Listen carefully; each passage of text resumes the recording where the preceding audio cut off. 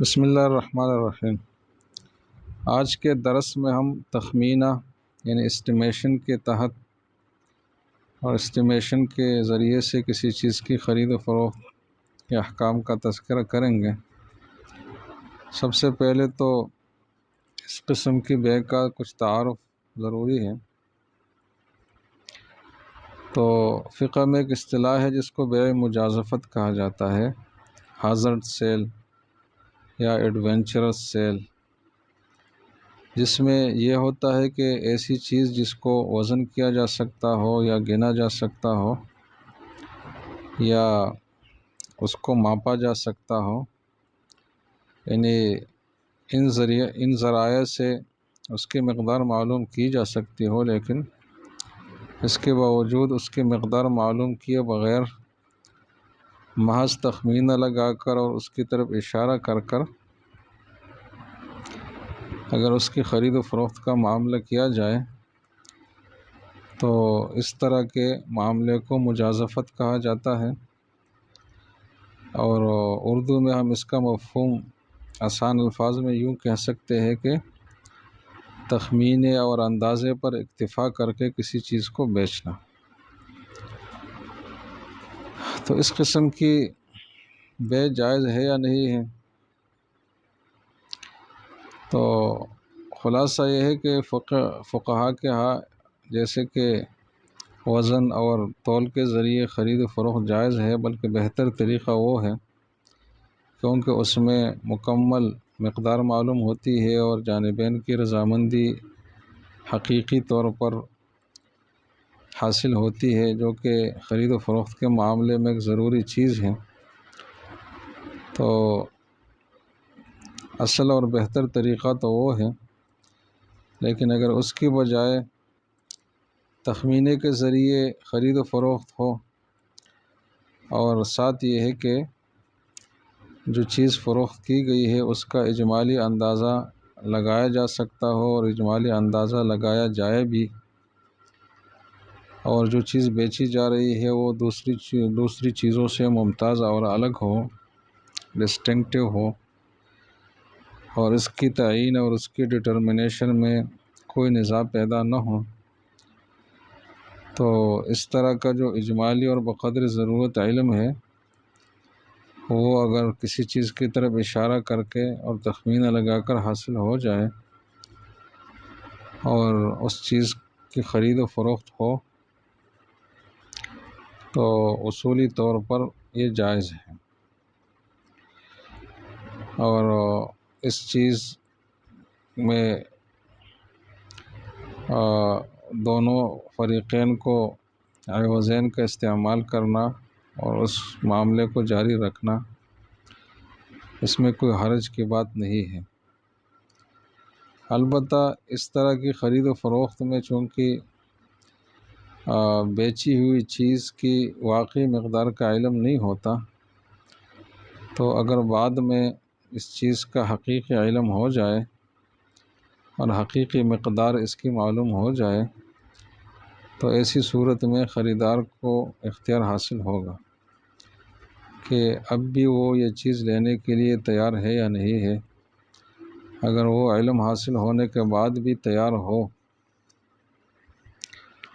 تو معاملے کو حتمی کرے گا، اور اگر تیار نہیں ہے تو اس کے پاس یہ اختیار بھی ہے کہ معاملے کو ختم کرے۔ فقہ کی اصطلاح میں اس طرح کے اختیار کو خیار و کشف الحال کہا جاتا ہے کہ ایک مبہم صورتحال بعد میں واضح ہو جائے تو اس کی وجہ سے دوسرے فریق کو اختیار ملتا ہے۔ اب یہ جو تخمینہ کے ذریعے معاملہ ہے، اسٹیمیشن کے ذریعے معاملہ ہے، یہ جائز تو ہے، لیکن اس کی جواز کے لیے کچھ شرائط ہیں۔ پہلی شرط تو یہ ہے کہ وہ چیز سامنے اور حاضر ہونا تو ضروری ہے، یعنی مطلب دیکھا ہوا ہونا ضروری ہے کہ خریدار نے وہ چیز دیکھی ہوئی ہو۔ البتہ عین معاملے کے وقت دیکھنا ضروری نہیں ہے، اگر اس نے پہلے سے چیز دیکھی ہے اور وہ چیز اپنی حالت پر برقرار بھی ہے، اس میں کوئی تغیر واقع نہیں ہوا، نہ اس کی مقدار میں کوئی کمی بیشی آئی ہے، نہ صفات میں کوئی فرق آیا ہے، جس طرح اس نے دیکھا تھا اسی طرح وہ چیز اب بھی موجود ہے، تو پہلے کا دیکھا ہوا ہونا بھی کافی ہے، لیکن بہرحال ایک بار دیکھنا اس میں ضروری ہے، کیونکہ اس میں زیادہ سے زیادہ جو ذریعہ ہے علم کا وہ دیکھنا ہی ہے۔ باقی اس میں زبانی تفصیلات تو ویسے نہیں بتائی جاتی، تو اگر دیکھنا بھی نہیں ہے تو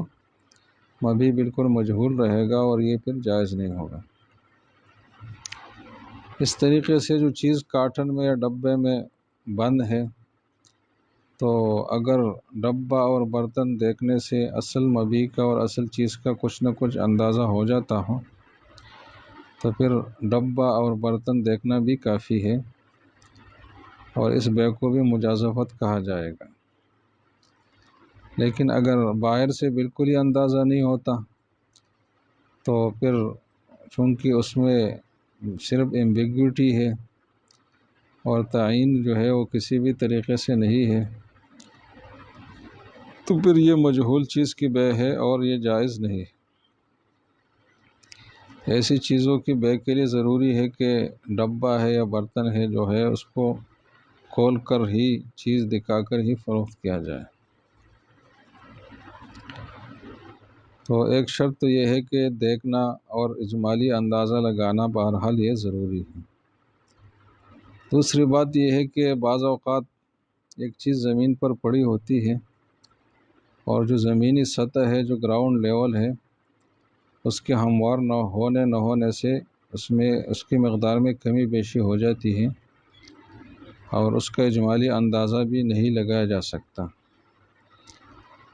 جیسے کہ گندم ہے، اگر وہ ایسی سطح پر ہے جس کی مقدار میں اونچ نیچ ہے، تو گندم کی مقدار بھی پھر کم و بیش ہوگی۔ تو ایسی صورت میں ضروری ہے کہ جس سطح پر یہ چیز پڑی ہوئی ہے اس کے جو اونچ نیچ ہے اور اس کا جو ویریشن ہے اس کا بھی فریقین کو علم ہو۔ تو اگر ویریشن ہے اور یہ پتہ نہیں ہے کہ کتنی مقدار میں ہے، اس کا اجمالی اندازہ بھی نہیں لگایا جا سکتا، یا ویریشن کا علم ہی نہیں ہے اور حقیقت میں موجود ہے، تو معاملہ جو ہے درست نہیں ہوگا۔ اس لیے کہ بے مجازفت میں بھی، تخمینے کی بے میں بھی اجمالی اندازہ بہرحال لگانا یہ ضروری ہے، اور یہ ایسی صورتحال ہے جس میں اندازہ بھی نہیں لگایا جا سکتا، تو یہ صورت درست نہیں ہوگی۔ اور اس صورت میں معاملے کی درستگی کے لیے ضروری ہے کہ سطح کا علم بھی پہلے سے ہو۔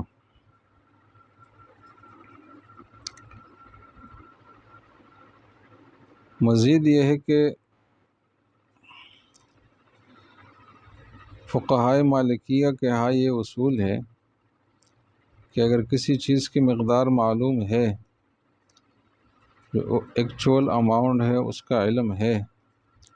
تو پھر ایسی چیز کو تخمینے کے ذریعے بیچنا اور صرف اشارہ کر کے بیچنا یہ جائز ہی نہیں ہے۔ اس لیے کہ جب حقیقی مقدار معلوم ہے تو اس کو ظاہر نہ کرنا یہ خواہ مخواہ چیز میں ابہام اور ایمبیگوٹی پیدا کرنا ہے، جو کہ شرعاً جائز نہیں ہے۔ فقہائے احناف کے ہاں اگرچہ یہ اصول تو نہیں ہے، لیکن فقہائے احناف کے ہاں بھی بہتر بہرحال اسی کو کہا جائے گا کہ اگر کسی چیز کی حقیقی مقدار معلوم ہے تو وہ بتا کر ہی معاملہ کیا جائے، کیونکہ جانبین کی جو حقیقی مرضی ہے، جو ریئل ویل ہے، اس کا پائے جانا اس صورت میں زیادہ یقینی ہے بنسبت